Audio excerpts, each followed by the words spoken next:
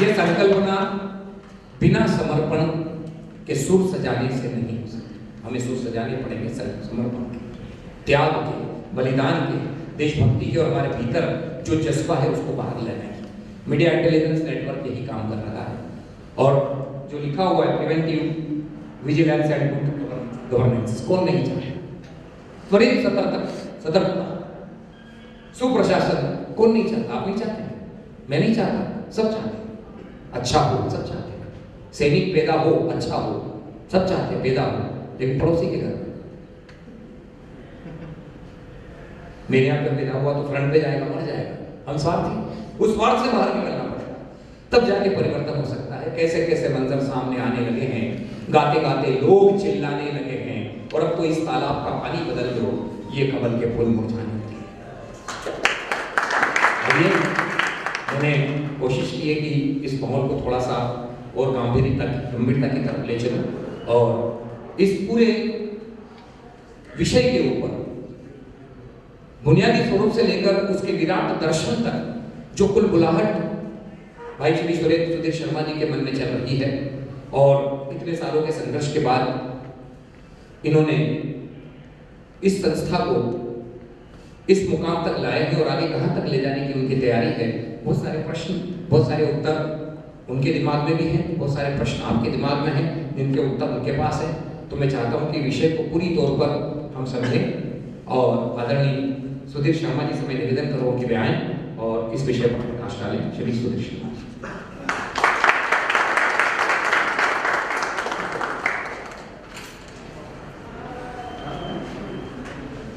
जय हिंद। आपने गर्व से अपने देश का नाम लिया, इसलिए मैं आप सबका अभिनंदन करता हूं। मैं थोड़ा सा कॉन्सेंट्रेटेड बोलने वाला हूं ताकि मैं बहक न जाऊं। मैं अक्सर विषय से कई बार अलग विषय पर चला गया हूं, इसलिए मैं इस बार चाहूंगा कि मैं उतना ही बोलूं जितनी मेरी जिम्मेदारी है। इस मंच पर विराजमान इस सैटेलाइट सिटी के प्रथम नागरिक और महापौर आदरणीय श्री सुधाकर सोनवणे साहब, हमारे बड़े भाई, हमारे chief legal adviser advocate Ramesh Tripathi ji, वरिष्ठ समाज सेवक आदरणीय सुरेश मात्रे साहब, और हमारे बड़े भाई की तरह ही हमेशा सहयोग में खड़े रहने वाले कृषि विकास फाउंडेशन के फाउंडर, अध्यक्ष और समाज सेवी उद्यमी KL निषाद साहब, और यहाँ बैठे हुए सभी हमारे देशभक्त भाइयों और बहनों। सबसे पहले मैं आपने जो अपना कीमती समय निकाला है उसके लिए मैं धन्यवाद देता हूं, क्योंकि देश के लिए कोई भी 10 मिनट निकालने के लिए तैयार नहीं है, और आपने अपने बहुमूल्य और बिजी शेड्यूल से ये 10 मिनट निकाला है, उसके लिए मैं आपका हार्दिक अभिनंदन करता हूं।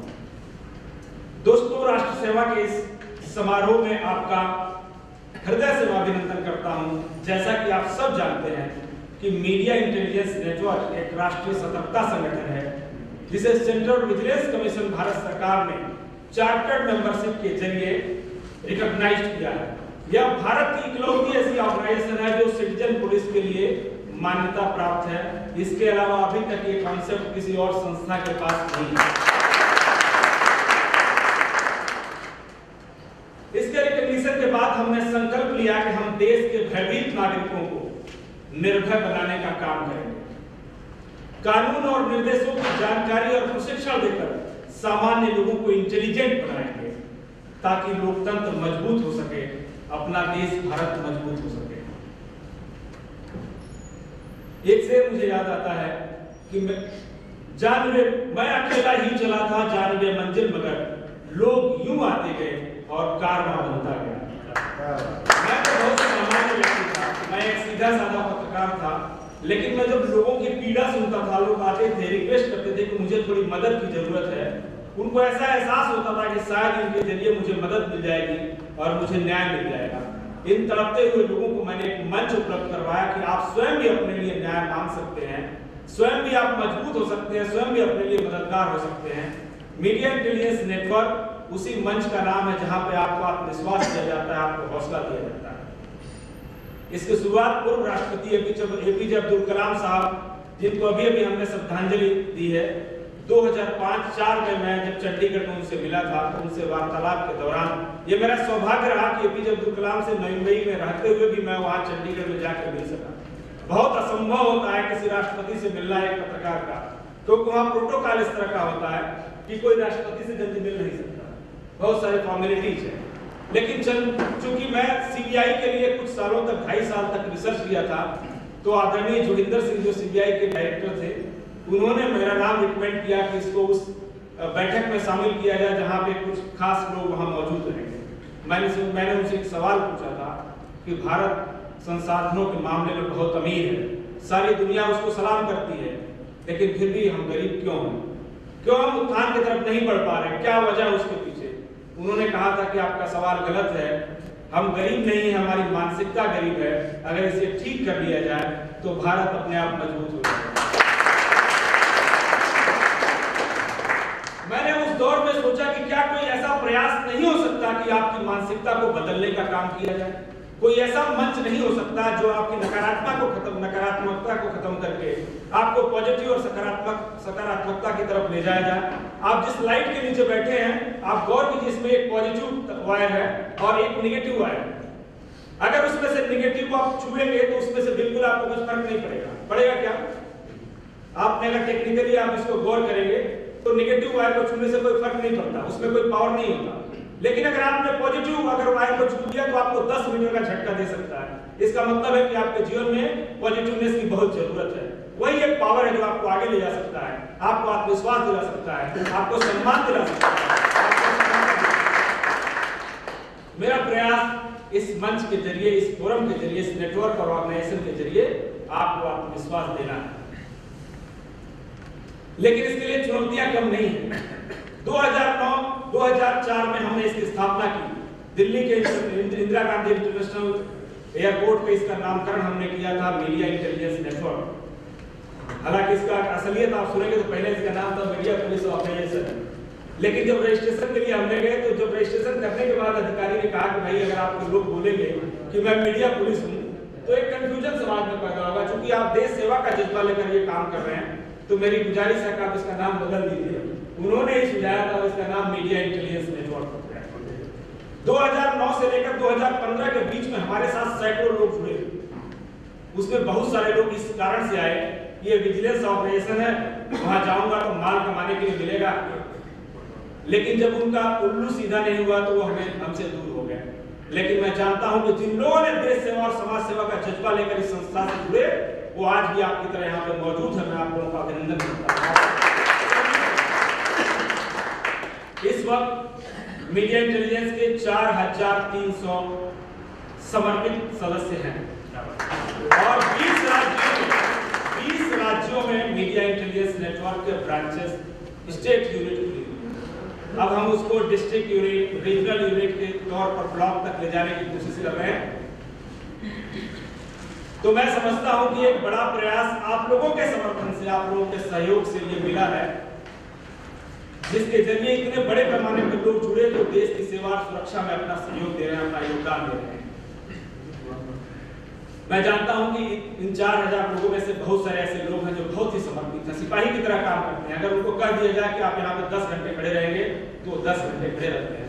लेकिन बहुत सारे ऐसे भी लोग हैं जो आप अभी भी आपने जो संकल्प लिया है उसको पूरी तरह खड़े नहीं उतर पा रहे।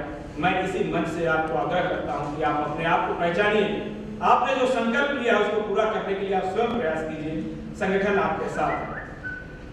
आपका संबल पाकर एमआईएम ने जो काम किया है उसमें मोर्चा आंदोलन एक ही नहीं, लेकिन नवी मुंबई, महाराष्ट्र और उसके साथ साथ राष्ट्रीय स्तर पर जो काम किए हैं, मैं चाहता हूं कि एक बार मैं आपको इस 1 साल के कार्यों के बारे में बता दूं। चूंकि ये विजिलेंस ऑर्गेनाइजेशन है इसलिए इसके काम थोड़े से डिफरेंट टाइप के होते हैं, अलग तरह के काम है, इसलिए थोड़ा सा मैं चाहता हूं आपके साथ शेयर करूं।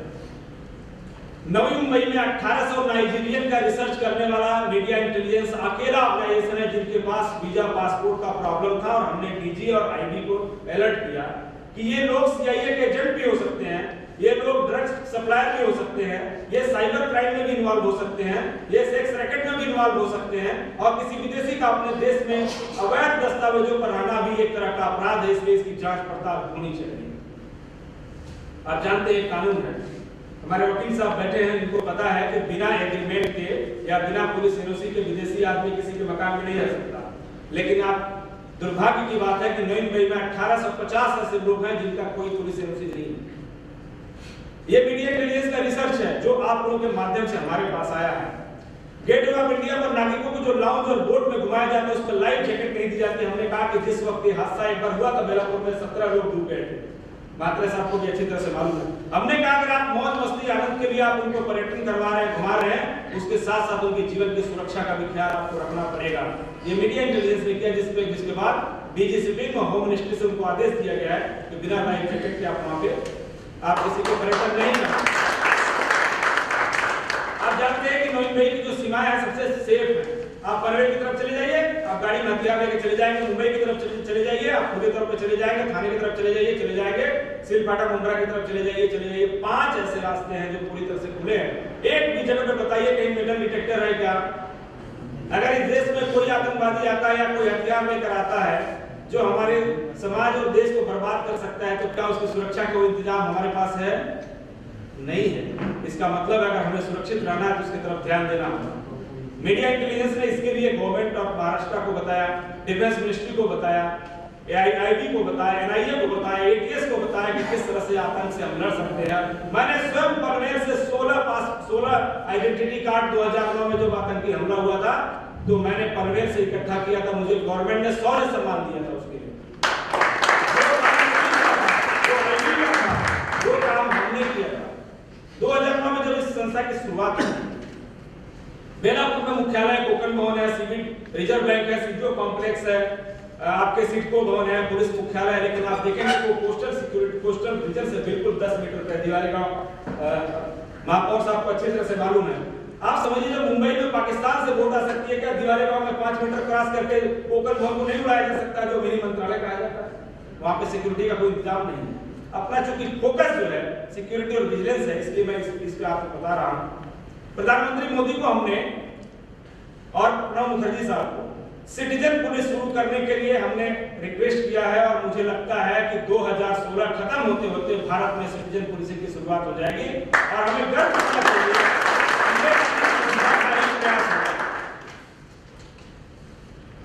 हमने ये भी लिखा है कि एपीएमसी में एशिया की सबसे बड़ी मंडी है। यहाँ पे नकली नोटों का कारोबार होता है, हवाला कारोबार है, तो उसको निगरानी रखने के संदर्भ में कोई भी मॉनिटरिंग मशीनरी यहाँ पे उपलब्ध नहीं है। कोई भी मॉनिटरिंग मशीनरी उपलब्ध नहीं है, इसलिए इसको ध्यान देने की जरूरत है। जेएनपीटी कंटेनर का इतना विशाल यार्ड है जिसमें क्या क्या सामान भर के आते हैं कोई नहीं जानता। हम बाहर देख रहे हैं कि भाई हमको दूसरी चीजों पर सप्लाई को रोकना है, जबकि कंटेनर यार्ड में आप जाके देखेंगे आप घुस भी नहीं सकते, आपको अधिकार भी नहीं वहां पे घुसने के लिए। उसके लिए स्कैनिंग सिस्टम लगाने की जरूरत है। पहले वहां पे एक सेंटर बना हुआ था लेकिन बीच में किन्हीं कारणों से दबाव में बंद कर दिया गया। और सबसे बड़ा मामला है कोस्टल सिक्योरिटी का, जिसको लेकर हमने लिखा है। मैं ये कुछ चंद मैंने आपको उदाहरण दिया जो मीडिया इंटेलिजेंस 2009 यहाँ 2015 में शुरुआत से लेकर अक्टूबर आज 31 तारीख तक जो हमने काम किया है। मुझे लगता है कि आप लोगों के सहयोग से ये सिलसिला और भी आगे बढ़ेगा। मैं जानता हूं कि ये काम बेहद कठिन है। कोई भी संस्था देश और समाज कैसे सुरक्षित रहे इसके लिए काम नहीं कर रही है। चैरिटी के काम बहुत सारे हो रहे हैं कि विदेशों से पैसा लाओ, अपना कारोबार करो। मीडिया इंटेलिजेंस अकेली ऐसी ऑर्गेनाइजेशन है जो मैं बोलता हूं कि ये चैरिटेबल ऑर्गेनाइजेशन नहीं है, ये सेल्फ गवर्निंग ऑर्गेनाइजेशन है जो अपने सदस्यों के जरिए, अपने रिसर्च और एनालिसिस के जरिए जो फंड आता है उसी पैसे का इस्तेमाल इस संस्था के डेवलपमेंट के लिए करती है। तो इसलिए इसमें कमाई नहीं है, इसमें सिर्फ एक चीज है, वो है समर्पण। यहाँ आज के जितने भी लोग 4000 से ज्यादा जो लोग अगर मीडिया इंटेलिजेंस से अब तक जुड़े रहे हैं, उनके पास उनका एक ही गुण है क्योंकि उनमें समर्पण था देश और समाज के लिए काम करने के लिए। इसीलिए वो लोग जुड़े हुए हैं कि आप भी उसी का हिस्सा हैं। इसलिए मैं आपको धन्यवाद देता हूँ, आपका अभिनंदन करता हूँ। क्योंकि आप में सुरक्षा का जज्बा है, सतर्कता का जज्बा है, आप अपनी मातृभूमि सदैव खुशहाल और आजाद रहे इसके लिए आप प्रयास करना चाहते हैं। इसलिए मीडिया इंटेलिजेंस नेटवर्क एक देशभक्ति की पाठशाला है। जो वर्दी वाले पुलिस और फौजियों के अलावा सामान्य जनता जो काम करती है वही मीडिया इंटेलिजेंस के लोग कर रहे हैं, वही उनके सदस्य सिपाही बनकर आप लोग कर रहे हैं। मीडिया इंटेलिजेंस इस देशभक्ति को जगाने का एक ऐसा मंच है जहां आप संकल्प लेते हैं देश विदेश के लिए कुछ करने का, पीड़ित लोगों को न्याय दिलाने का, मदद करने का, अन्याय और भ्रष्टाचार के खिलाफ आवाज उठाने का, आतंक के खिलाफ जंग लड़ने का, क्योंकि आपको आने वाले भविष्य और पीढ़ियों की चिंता है। आपने एक व्यक्ति को भी निर्भय बना दिया, एक पीड़ित को भी न्याय दिला दिया, तो मैं आपको विश्वास के साथ कहता हूं कि आपने मीडिया इंटेलिजेंस के मिशन को आगे बढ़ाया। आप इसे और भी आगे बढ़ाने के लिए जारी रखिए। और अंत में सिर्फ इतना मैं कहना चाहूंगा, एक संकल्प आपके लिए दोहराता हूं कि हमें सिस्टम से लड़ने की जरूरत फिलहाल नहीं। हमें व्यक्तियों को सक्षम बनाना, हमें एक एक व्यक्ति को, जिस तरह से अन्ना हजारे 20 लाख लोगों को लेकर रामलीला मैदान पर सिर्फ इसकी मांग करते रहे कि लोकपाल आना चाहिए, मैं उसके खिलाफ था। मैं भी वहां पे गया था एक दिन के लिए। मैं बोलता हूं किसी भी नियम कानून के या किसी अध्यादेश के बन जाने से हालात सुधरने वाले नहीं है। हालात सुधरेंगे हमारे और आपके सुधरने से, हमारी मानसिकता के सुधरने से। उन 20 लाख लोगों में से मैंने उनसे रिक्वेस्ट किया था कि आप एक काम करिए, खाली डालेगंज सिद्धि में जाके मैंने उनसे हाथ पांव जोड़ा था कि आप एक काम करिए कि जो भी व्यक्ति आपके पास आए उसको सबक दिलाइए, उसके बच्चे की, उसके माँ बाप की, उसके पत्नी की, उसके परिवार वालों की, उसके देश और समाज की, कि तुम यहां से बाहर निकलोगे तो कोई भी गलत काम ना करोगे, ना करने दोगे। अगर मान लीजिए कि हम सब लोगों ने ये संकल्प ले लिया, एक सबक ले लिया कि ना हम गलत करेंगे, ना किसी को करने देंगे, तो क्या ऐसा आपको लगता है कि आगे समाज में कुछ गलत होगा? क्या नहीं होगा, क्योंकि आपने गलत करना बंद कर दिया है। इसलिए जरूरत स्वयं को सक्षम बनाने की है, स्वयं को सही बनाने की है। भ्रष्ट व्यवस्था से भयभीत नागरिकों के अंदर हौसला भरने की, जो लोग डरे हुए हैं। मैं चाहता हूं, मैं एक दिन हमारे साथ धीरज अग्रवाल जी थे, मैं डीसीपी साहब कैसे यहाँ दौड़ के गया, तो मैंने उनसे एक बात कही थी कि जिस वक्त मीडिया इंटेलिजेंस का हर मेंबर दौड़कर पुलिस ऑफिसर के पास पहुंच जाए और डीसीपी सीबी के साथ हौसले के साथ जाके बात करे, समझ लीजिएगा उसके अंदर का जो भय है वो खत्म हो गया है, वो निर्भय हो गया। तो मैं समझता हूं कि आप निर्भयता के रास्ते पर हैं। ये संसार डरे हुए लोगों को हौसला देती है, नादान लोगों को इंटेलिजेंट बनाती है, और नागरिकों को एक ऐसा सिपाही बनाने का काम करती है जो बिना वर्दी के ही खुद देश और समाज की सुरक्षा के लिए अपनी भूमिका निभाते हैं। राष्ट्रभक्ति के इस अभियान में आप यहाँ तक आ रहे हैं, आप निश्चित तौर पर सफल होंगे, मुझे पूरा विश्वास है। आपके संकल्प और निरंतर सेवाओं के लिए मैं आपका धन्यवाद देता हूँ, आपका आभार व्यक्त करता हूँ, और मैं आपसे उम्मीद करता हूँ कि आप इसी तरह अपना योगदान देते रहेंगे और देश को सुरक्षित बनाने में आगे बढ़ते रहेंगे। जय हिंद।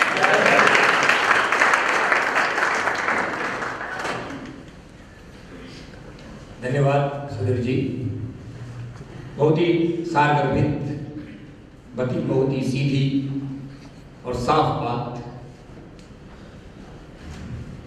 जब पीड़ा हमारे भीतर होती है तब नया क्रिएशन होता है। जब तक हमारे भीतर खोज की कोई लालसा नहीं होगी तब तक कोई क्रिएशन नहीं हो सकता।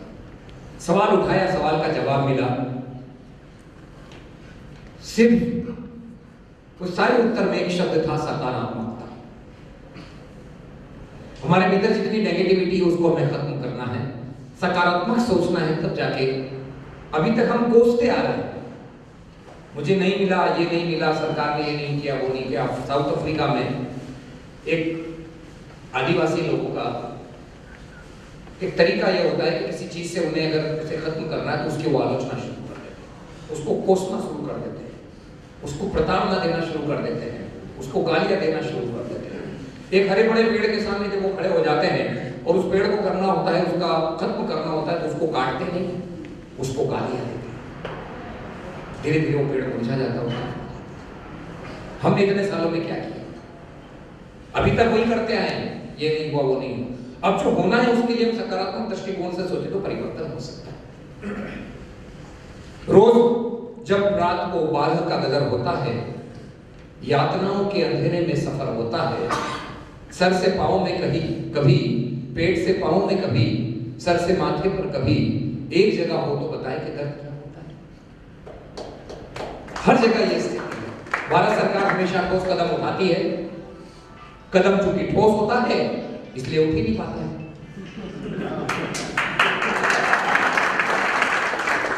सरकार कभी ये घोषणा नहीं करती है कि हम ठोस कदम उठा रहे हैं, ठोस कदम उठा रहे। पर मैंने नेताजी से पूछ लिया, नेताजी बताइए कि सरकार ठोस कदम उठाती है तो आप उठाते क्यों नहीं? तो उन्होंने बड़ा हंस के जवाब दिया कि नहीं उठाते इसलिए तो ठोस लगते हैं। तो सरकार कभी ये घोषणा नहीं करती कि हम ठोस कदम नहीं पोपले कदम उठा रहे हैं, क्योंकि पोपले कदम उठाने को बोलेंगे टूट जाने का खतरा है। सरकार हमेशा संतुलन की नीति को बरकरार रखती है। जो कहा वो किया नहीं, जो किया वो बताया नहीं, जो बताया वो था नहीं, जो था वो गलत था। संतुलन हो गया। अफसर पीटते हैं, आम जनता हमेशा आम रह जाती है। जब हम बाहर से कुछ और भीतर से कुछ और होते हैं, अपने ही घर में सेंध लगाने वाले चोर होते हैं। जब हम बाहर से कुछ और भीतर से कुछ और होते हैं, अपने ही घर में सेंध लगाने वाले चोर होते हैं। और सोचता हूं कि दिन रात क्रांति का नारा बुलंद करने वाले हम अपने भीतर ही भीतर कितने कमजोर होते हैं। इस कमजोरी से बाहर आना होगा। इस कमजोरी से जब तक हम बाहर नहीं आएंगे, परिवर्तन कुछ भी नहीं हो सकता। अभी आपने अपने वक्तव्य में कहा कि हो सकता है कि आदरणीय प्रधानमंत्री जी और हमारे माननीय राष्ट्रपति जी से आपने निवेदन किया, उनसे ऐसा उम्मीद हो रही है कि अगले वर्ष ये घोषित हो जाएगी संस्था का, ये बहुत बड़ा काम हो जाएगा। तो आप अभी जिस मुकाम पर बैठे उससे कई ऊंची आपकी श्रेणियां हो सकती, क्योंकि आप अभी फाउंडेशन में हैं, आप बुनियाद में हैं। तब आपके पास जो पावर होगा वो सिर्फ अपने लिए नहीं होगा, दूसरों के लिए होगा। जब तक हम दूसरों के आंख में आए हुए आंसू पहुंचने की बात नहीं करेंगे, तब तक सार्थकता नहीं हो सकती।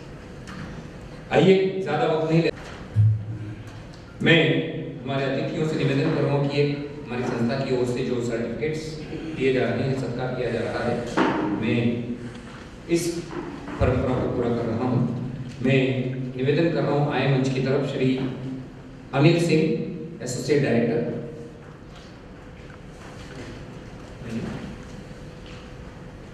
मैं निवेदन कर रहा हूं श्री दर्शन भारद्वाज जी हमें, और हमारे आदरणीय मेयर साहब से निवेदन करूंगा कि अपने हाथ में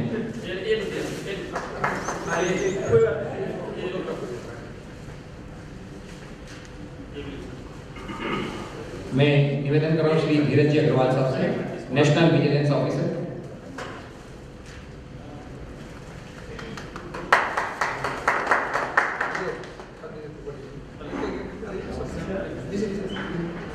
श्री दर्शन भारद्वाज जी, श्री धीरज अग्रवाल, अपना पुरस्कार आपको दे लेके आए हैं, बहुत अच्छी बात है। हाँ, जब तक हम अपना सम्मान नहीं करेंगे, हमारा कोई सम्मान करने वाला है। धन्यवाद।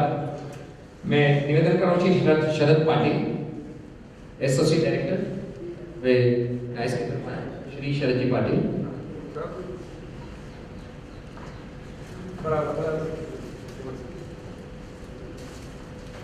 Associate director Shri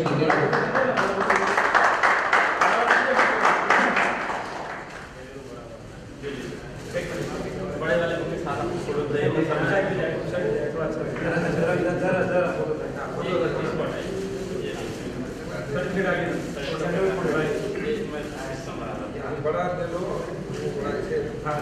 Shri Jitendra Gupta,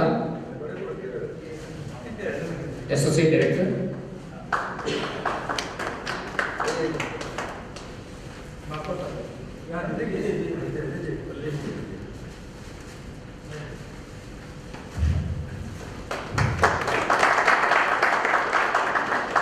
Shri Ashok Kumar Singh, Raigarh chief, आपसे निवेदन है डाइस की तरफ आए।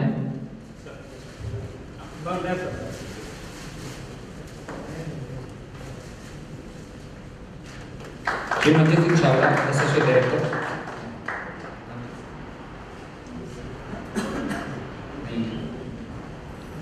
Shri Tej Prakash Singh ji, honourable adviser. आइए इसी क्रम में मैं चाहता हूं कि जब मंच सजा हुआ है तो हमारे मेयर साहब भी हैं जिन्होंने कुछ देर पहले मुझे आदेश दिया था कि जो दुल्हा है उनका भी स्वागत जरूरी है। भाई सुधीर शर्मा जी का भी मैं इसी क्रम में चाहता हूं कि हम सब लोग तालियों से भी उनका स्वागत करें और पुष्पगुच्छ से।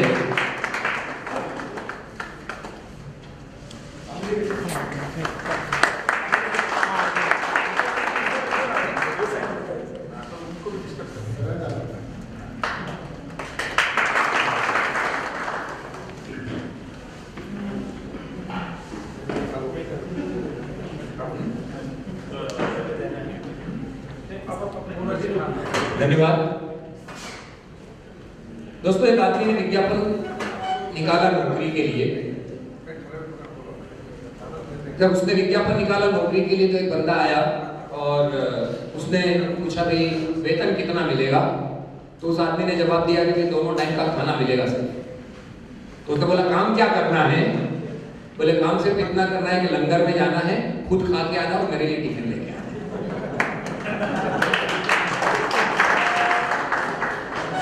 यानी मानसिकता आप देखिए कि हमारी मानसिकता कहां तक है। कुछ अगर करना है तो कुछ करना है, ये सोचना जरूरी है। मैंने शुरू में कहा था कि जब तक भाव शुद्ध नहीं होंगे तब तक आचरण में कोई चीज नहीं आएगी, और जब तक वो आचरण में चीज नहीं आएगी उसकी हम वैल्यू नहीं कर सकते। भाव, आचरण और मूल्य, ये तीनों एक साथ चलने वाले हैं। इसलिए जरूरी है कि हम उस मानसिकता से बाहर निकले जो कि हमें उस तरफ ले जा रही है जिस तरफ हमें नहीं जाना। हमें जाना किस दिशा में है, जब तक हम अपनी मंजिल तय नहीं कर लेंगे। ये बड़ा अच्छा शेर आपने कहा था कि मैं अकेला ही चला था जाने पे मंजिल, मगर लोग साथ आते गए और कारवां बनता गया। ऐसे ही कारवां नहीं बनता है, ऐसे कोई साथ नहीं आता। आपका विजन सही था, आपकी दृष्टि सही थी, आपका काम सही था, आपकी सोच सही थी, आपकी दशा और दिशा दोनों सच थी, तो धीरे धीरे आज जैसा बताया 4000 के ऊपर आज की तारीख में इसकी संख्या है। मैं चाहता हूं कि बहुत जल्दी इसकी संख्या 40 लाख तक पहुंचे। हम देखते हैं क्राइम हो रहा है, हम देखते हैं गलत काम हो रहा है, लेकिन हम क्या करते हैं? हमने, हमारी एक आदत हो गई, हम समझौतावादी हो, देख के अनदेखा कर देते हैं। सड़क पे गड्ढे हैं, हम साइड से निकल जाएंगे लेकिन उसकी कंप्लेंट नहीं करेंगे।